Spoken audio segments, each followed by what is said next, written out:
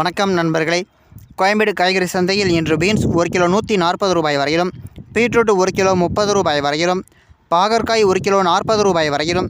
சுரைக்காய் 1 கிலோ 30 ரூபாய் வரையிலும், கத்தரிக்காய் 1 கிலோ 30 ரூபாய் வரையிலும், முட்டைக்கோஸ் 1 கிலோ 17 ரூபாய் வரையிலும், குடைமிளகாய் 1 கிலோ 70 ரூபாய் வரையிலும்,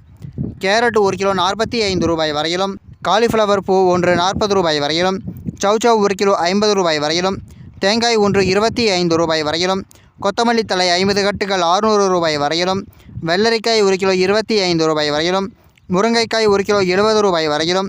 கருணைக்கிழங்கு 1 கிலோ 50 ரூபாய் வரையிலும், இஞ்சி 1 கிலோ 130 ரூபாய் வரையிலும், பச்சை மிளகாய் 1 கிலோ 50 ரூபாய் வரையிலும், வாழைப்பழம் 1 7 ரூபாய் வரையிலும், வெண்டைக்காய் 1 கிலோ 50 ரூபாய் வரையிலும்,